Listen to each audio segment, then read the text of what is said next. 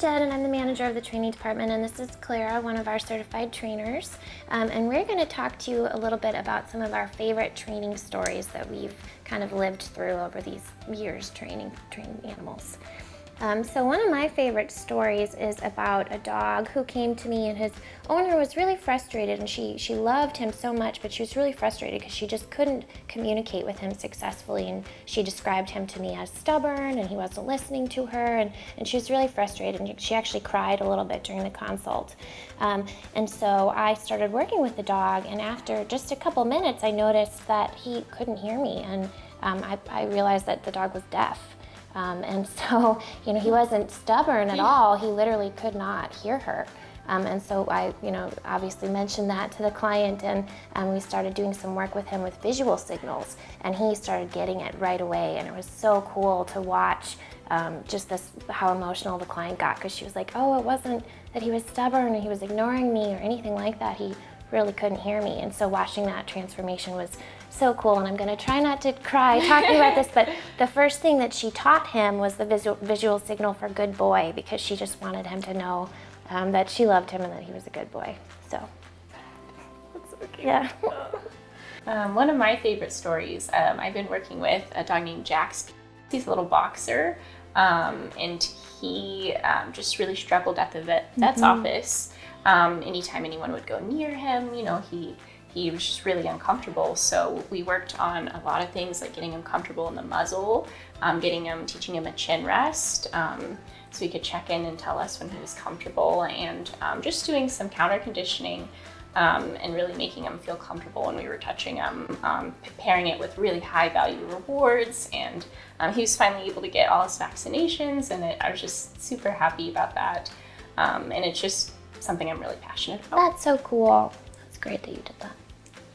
Another one of my favorite training stories is just from probably last year. I started working with a client who called me out for an in-home consult, and so I got out to the house and I heard so much barking, just crazy barking in the house, and some yelling and stuff. And so I went up to the door, and she opened the door, and there were 7 little dachshunds running around in there, and they were all just barking their heads off and going nuts. And so we sat down and did the consult, and they were barking the whole time, and it was just clear to me that those dogs really needed a reduction in overstimulation and overarousal. They were highly reactive, and so during the consult we talked about how much rest time they were getting, and they really weren't getting much of any rest time at all, because they were just kind of out loose all the time. And so I mentioned to her that I really think that they should be rested more, and they probably each needed kind of a little quiet area to go to.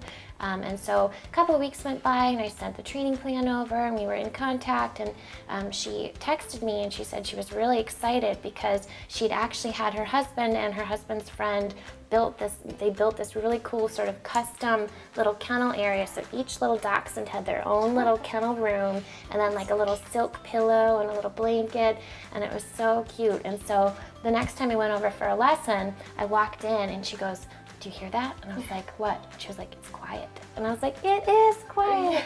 And so they were all in their little kennels, and they were just resting peacefully, and she saw a big improvement in their behavior from that point on. So that was really cool to see.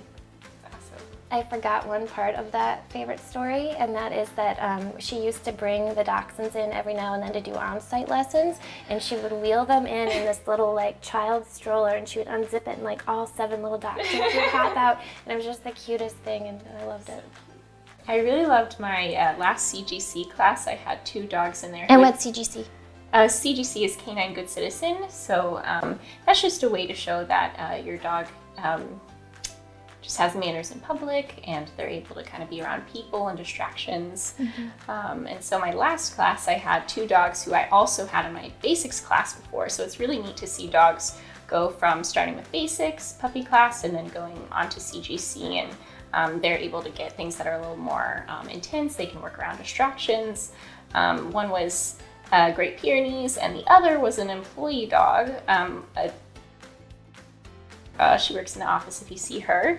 He's super sweet, and he just came so far, and it's really neat to see employees being so passionate about their dog going on and being successful and having nice behaviors. So one of my favorite training sort of success stories also is about one of my absolute favorite clients in the world. I know she's one of yours too, and her name is Jane. So hi, Jane. But her and her dog took my puppy class, and so Macy, little Macy, was a little chocolate lab, and she was just about 8 weeks old, and she was the tiniest little puppy in puppy class, but she was the most confident. She was just bold and just so much fun to work with.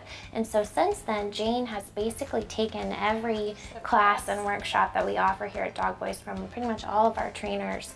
And so Macy's just been so well socialized and really well trained. And so she took our Canine Good Citizen class, and now she's actually a working therapy dog with Divine Canines. And so she goes out and does a lot of really great therapy work. So that's something that I think is really cool.